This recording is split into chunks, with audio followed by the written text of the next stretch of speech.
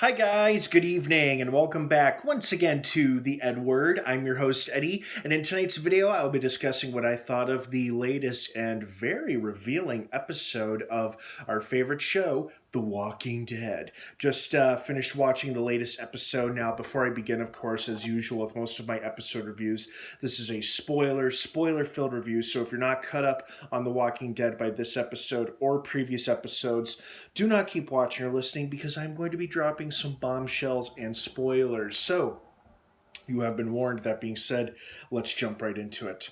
First and foremost, absolutely love seeing Dog as a puppy. That was great. In fact, this might have been one of the most dog-filled episodes we've gotten in the whole show so far, or at least of the past two seasons. Like, we met him in season 9, and he was there for season 9, and then he was in there for parts of season 10.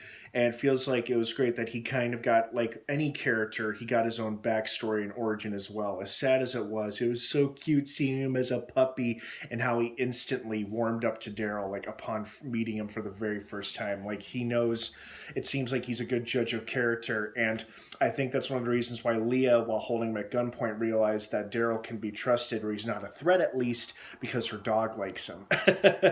So it's true, animals can sense evil. I think it was Ace Ventura who said that in one of his movies or something. But no, this was a great episode. I loved how Daryl was forced to confront his own inner demons when he saw them reflected in somebody else, like somebody else who's trying to outrun the pain and who felt responsible for the loss of others. How touching it was that he referred to Rick as his brother. Because at first they may have thought he might have been referring to Merle, his actual brother, but she was referring to whoever he was looking for on the river. And, you know, of course, he was referring to Rick, which was great. So, and the show finally did what fans have been clamoring for years. They gave Daryl a love interest. It was brief, but it was definitely a love interest. We saw that shot with her. I think she was topless in front of a campfire, and she was reaching back for Daryl, like he was sitting behind her or something. Due to COVID safety protocols, they probably couldn't film a full-on love scene, but we got a pretty good idea of what had happened. So I know a lot of people are probably not going to be too thrilled with a particular choice of this new girl that we have just met for the first time to be Daryl's short-term girlfriend. But she could return. I think she is most likely going to return for the Daryl and Carol spinoff, which will not hit TV screens until 2023. So it might be a couple years till we see her again, but I think they're not finished with her. She'll either return for the final season of this show, or she'll pop up in the Daryl Carol spin-off series. That's my theory. Because I think they left her fate ambiguous on purpose. Like somebody or the dead drove her out, or she left of her own accord. Although I feel like she would not have left Dog. So she was probably chased out by walkers or by hostile survivors. So we'll probably learn more once we see her again, and who the hell knows when that'll be.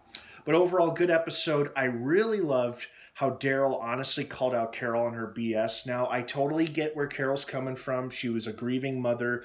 Alpha did need to die. The Whisperers needed to be stopped. That horde needed to be destroyed. But there were better ways to do it without risking loss of life to her own people and allies. And I loved how Daryl immediately points out to her, yeah, losing Connie wasn't on me. That was on you, you know. And they get into that fight, and it's kind of sad, but it's also beautiful because it's like they're friends, but they're also not going to just roll over in each other's bullshit. It's like they're going to call each other out on their crap, and I think that's something that true, real friends would do for one another. It might be unpleasant in that particular moment, but, you know, it's like you're not putting up with toxic behavior from a friend. It's like if your friend is doing something wrong and you know they are, you're going to call them out on it. You know, preferably in a constructive matter, but obviously not in this case. So as sad as that kind of was to see, it was nice to see that, you know, Daryl called her out for what she had done, even though it was technically wrong, even though the results, you know, ended with the end of Alpha and the Saviors, the Whisperers. It was still, you know, pretty dicey conversation at best. So I really liked this episode overall. Loved seeing Dog as a puppy. Loved his backstory.